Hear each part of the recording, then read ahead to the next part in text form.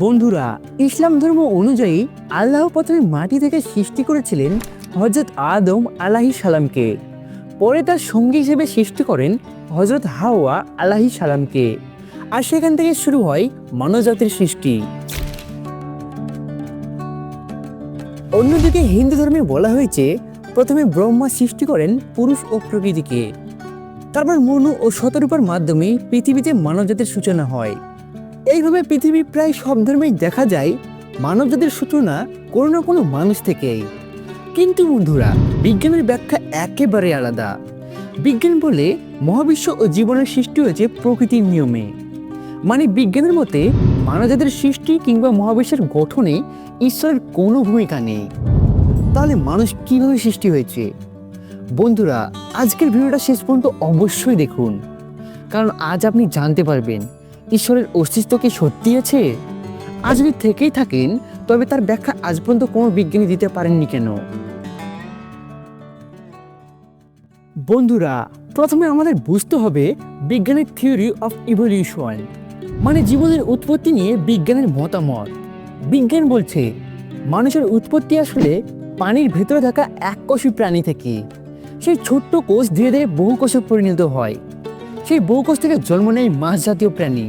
তবে আশ্চর্যের ব্যাপার হলো এই মাছ নাকি একসময় পানির বাইরে উঠে আসে, আর তাদের ধীরে ধীরে জন্মায় পা। গিরগিটির মতো আকৃতির প্রাণী তৈরি হয়।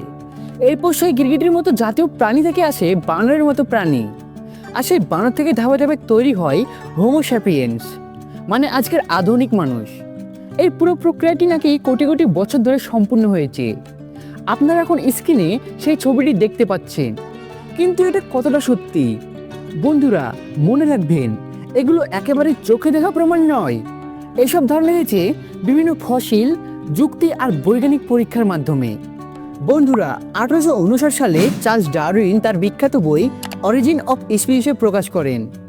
এই বইতে প্রথমবারের মতো তিনি মানুষের উৎপত্তি নিয়ে থিওরি অফ ইভলিউশন বা বিবর্তন তত্ত্বের ধারণা দেন।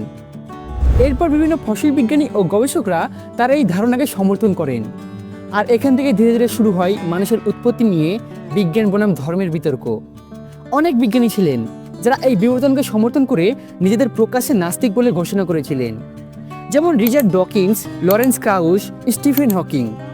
স্টিফেন হকিং তো স্পষ্টই বলেছিলেন মহাবিশ্বের সৃষ্টি বা পরিচালনায় ঈশ্বরের কোনো ভূমিকা নেই। তার মতে মহাবিশ্ব নিজে নিজেই আপনা আপনি চলে। কিন্তু অন্যদিকে আবার এমন অনেক বিখ্যাত বিজ্ঞানীও ছিলেন যারা এই ঈশ্বরের প্রতি বিশ্বাসী ছিলেন, যেমন sir Isaac Newton, Albert Einstein. এরা বিশ্বাস করতেন হ্যাঁ, অবশ্যই কেউ একজন আছেন যিনি এই বিশাল বিশ্বকে নিয়ন্ত্রণ করছেন। কিন্তু এখন প্রশ্ন হলো, চার্লস ডারউইনের তত্ত্ব অনুযায়ী এককোষী প্রাণী থেকে বহুকোষ, বহুকোষ থেকে মাছ, মাছ থেকে গিরগিটি, গিরগিটি থেকে বানর, আর বানর থেকে মানুষ তৈরি হয়েছে। তাহলে আজকের দিনে কেন এই প্রক্রিয়াটি আমরা দেখতে পাই না? কেন আর এখন বানর থেকে মানুষ জন্মায় না? কেন মাছ থেকে আর নতুন কোনো প্রাণী তৈরি হয় না? দেখুন বন্ধুরা, আমি আগেই বলেছি এইসব থিওরি বিভিন্ন পরীক্ষা ও যুক্তির মাধ্যমে প্রমাণিত, চোখে দেখা প্রমাণিত নয়। তাহলে এবার প্রশ্ন দাঁড়ায়, মানুষকে আসলে কে সৃষ্টি করেছে? ঈশ্বর কি সত্যিই আছেন? বন্ধুরা, ঈশ্বর আছে কি নেই এই নিয়ে আজও অসংখ্য তর্ক বিতর্ক রয়েছে।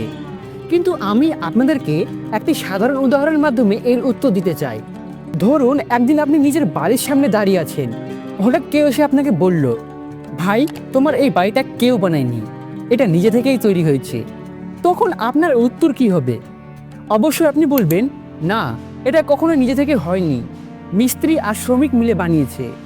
এখন যদি সেই ব্যক্তি বলে, তাহলে প্রমাণ করে দেখাও যে মানুষই এটা বানিয়েছে, তাহলে আপনি কি প্রমাণ দেখাবেন? বন্ধুরা, একটাই শব্দ যথেষ্ট, আর সেটা হলো ব্যবস্থা। কারণ কোনো সাজানো গোছানো ব্যবস্থায় কখনো আপনা আপনি হয় না। যেমন দেখুন বন্ধুরা, বাড়ি বানাতে প্রথমে ভিত খোলা হয়, মজুত করার জন্য রড ইট বসানো হয়, দেওয়ালগুলো একেবারেই সোজা করে তোলা হয়, ভেতরে বাইরে যাতায়াতের জন্য দরজা রাখা হয়, হাওয়া বাতাস চলাচলের জন্য জানলা লাগানো হয়, এমনকি ছাদে রেলিং বসানো হয় যাতে কেউ পড়ে না যায়, সিঁড়ি বানানো হয় ওঠানামার জন্য। এইসব হলো ব্যবস্থা। তাহলে প্রশ্ন হলো, যদি বাড়ি একেবারে নিজে থেকে তৈরি হতো তাহলে কি এত গোছানো হতো?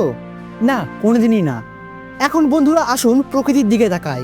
একটা শিশু জন্মের পর কিছুই খেতে পারে না, কিন্তু সক্রিয়ভাবে মায়ের স্তনে দুধ নেমে আসে।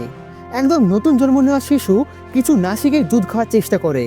এটা কি কোনো ব্যবস্থা নয়?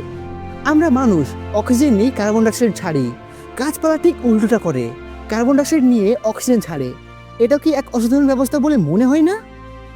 আমাদের পৃথিবী 23.5 ডিগ্রি কাত হয়ে ঘোরে, ফলে ঋতুর পরিবর্তন হয়। গরম পড়লে সমুদ্র থেকে জলীয় বাষ্প উঠে মেঘ হয়, তারপর সেই মেঘ বৃষ্টি হয়ে আবার সব জীবের তৃষ্ণা মেটায়। বলুন তো, এটা কি এক একটা ব্যবস্থা নয়? বন্ধুরা, এত সুন্দর সাজানো ব্যবস্থা কখনোই আপনা আপনি হতে পারে না।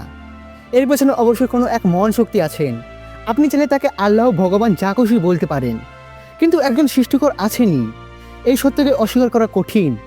বন্ধুরা, হয়তো এতক্ষণে আপনার প্রশ্নের উত্তর আপনি পেয়ে গেছেন, তবে একটা কথা মনে রাখবেন, যেমন একটা গাধাকে যদি বোঝানো হয় থমাস এডিসন কীভাবে কারেন্টের লাইট আবিষ্কার করেছিলেন, সে কোনোদিনই বুঝতে পারবে না।